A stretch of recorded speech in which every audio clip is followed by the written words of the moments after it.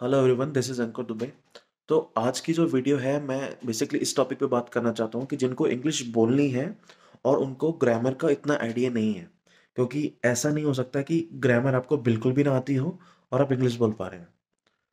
वो कभी हमने इस पर्पज़ के साथ कभी सोचा नहीं कि हमें ग्रामर आती है। अगर जो लोग बोलते हैं उनको कहीं न कहीं आइडिया है उन चीज़ों का, तभी बोल पा रहे हैं। तो इस वीडियो को बनाने का पर्पज़ ये है कि अगर आप बोलना चाहते हैं इंग्लिश को और आप ये सोच रहे हैं कि कौन सी ग्रामर की चीजें हैं जिनको मैं कर लूं so that I can start speaking, है ना। धीरे धीरे आप ग्रामर भी सीख लेंगे और अपनी प्रैक्टिस भी कर लेंगे बोलने की, पर कुछ ऐसी चीजें हैं जो कि आप अभी अगर पकड़ लें, बोल मतलब आप शुरुआत करना चाहते हैं ना, तो अगर आप शुरुआत करना चाहते हैं बोलने के लिए इंग्लिश को, देन वो कौन सी ऐसी चीजें हैं जिनको आप सीख सकते हैं ग्रामर के पॉइंट ऑफ व्यू से, सो दैट कि आप अपनी जर्नी, जो आपकी कम्युनिकेशन स्किल्स को बेहतर करने की जो आपकी जर्नी है, आप उस पे काम करना स्टार्ट कर सकें। तो सबसे पहले आप टेंसेस टेंसेस आपको आनी चाहिए। आपको पता होना चाहिए कि टेंसेस किस तरीके से हैं। टेंसेस आप कर लो और एक्टिव और पैसिव वॉइस कर लो। वो आपको पता होना चाहिए कि एक्टिव वॉइस क्या होता है और पैसिव वॉइस क्या होता है, किस तरीके से आप चेंजेस करते हो उसके अंदर। ये दो चीज़ें कर लो। सबसे पहले आप टेंसेस पढ़ लो, एक्टिव एंड पैसिव वॉइस पढ़ लो। उसके बाद आप मॉडल्स पढ़ लो। ये तीन चीज़ें मिनिमम आप कर लो।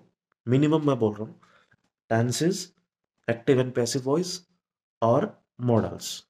अगर इतनी चीज़ें भी कर ली आपने, यू कैन स्टार्ट स्पीकिंग उसके बाद, क्योंकि एक आइडिया लग जाता है कि सेंटेंसेस किस तरीके से फ्रेम होते हैं, किस तरीके से वर्ब होती है, किस तरीके से सब्जेक्ट होता है, वर्ब होता है, क्या हेल्पिंग वर्ब होता है, क्या मेन वर्ब होता है, क्या ऑब्जेक्ट होता है। जब आप इतनी भी चीज़ें पढ़ लोगे तो you will be able to somehow recall the things, है ना।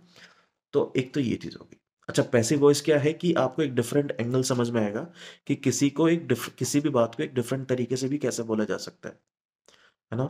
बहुत सी बहुत से सेंटेंसेस हम बोलते हैं तो उसमें हमें सब्जेक्ट इतना रेलिवेंट नहीं होता, पर हमें वो बात बोलनी ज़्यादा इम्पोर्टेंट है, rather देन कि कौन उस चीज़ को बोल रहा है।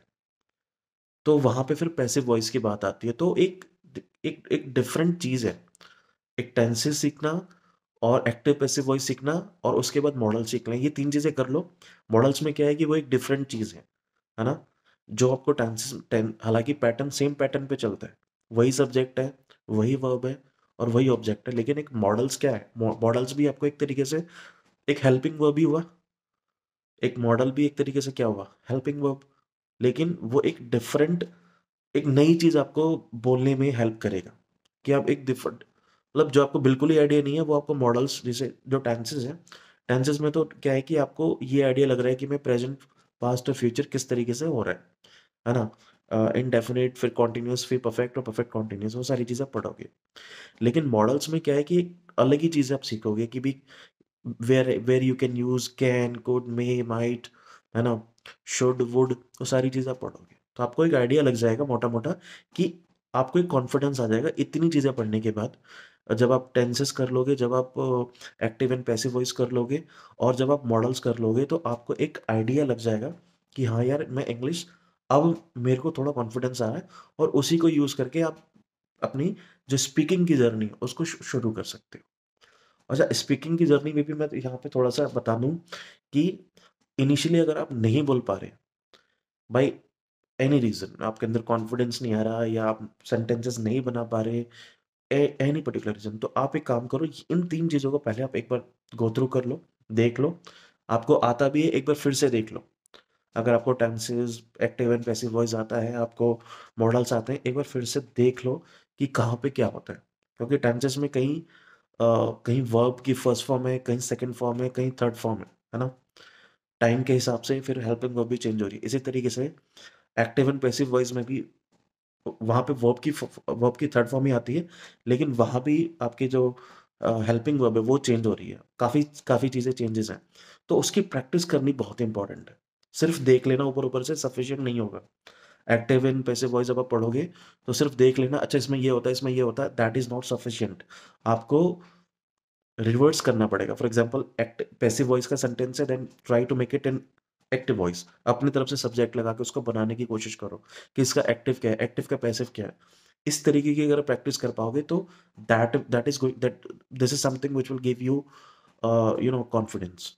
उसके बाद मॉडल्स कर लो, मॉडल्स का भी एक्टिव पैसिव हो जाएगा, तो वो आप अपनी तरीके से इम्प्रोवाइज कर सकते हो।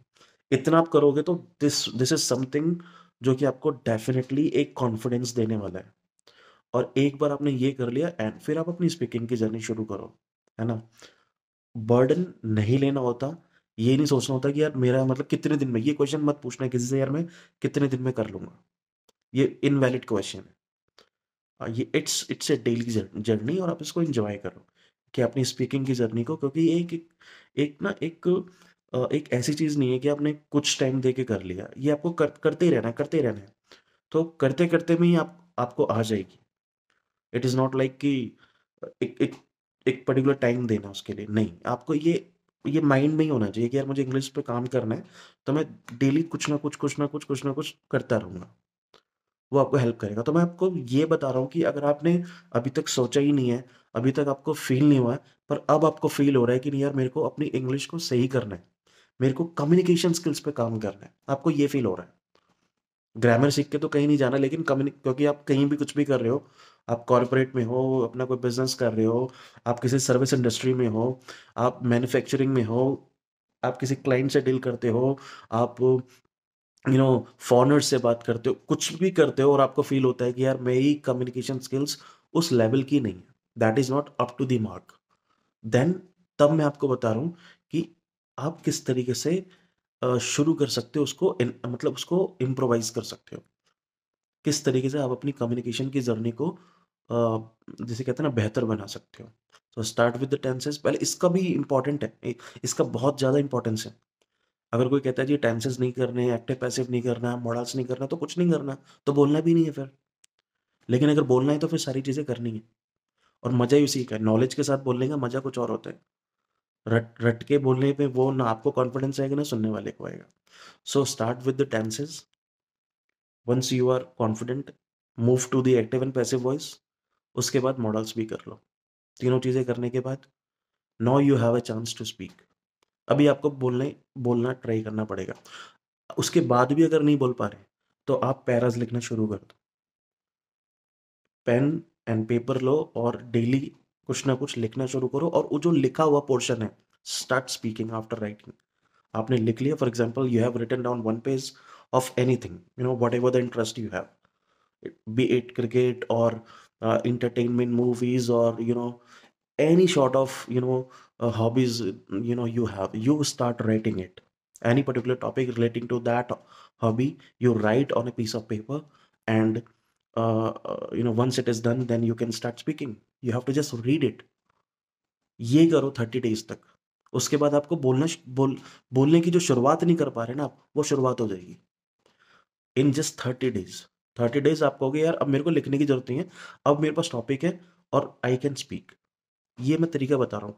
ये मैं आपको वो बता रहा हूँ कि जो कहीं कोई नहीं बताता। हर कोई बताता जी काम करना है, काम करना है, काम करना है, काम करना है। काम करना कैसे है, काम की शुरुआत कैसे करनी है, मैं आपको वो बता रहा हूँ। अगर आपको ये चीज़ समझ में आ रही है, start start start. Let me know in the comment section कि ये जो चीज़ें मैं बता रहा हूँ, क्या ये प्रैक्टिकल अप्रोच आपको लगी, और क्या ये आपको इससे बेनिफिट हो रहा है, मेरे को कमेंट सेक्शन में बताओ प्लीज़। And start speaking. अगर आपका ये गोल है कि आपको कम्युनिकेशन स्किल्स अच्छी करनी है, तो आपको करना ही पड़ेगा। Nobody else will come to you and speaking on your behalf. it is your journey, you have to take initiative, and you have to work on it, and I'm telling you how to start it. Thank you.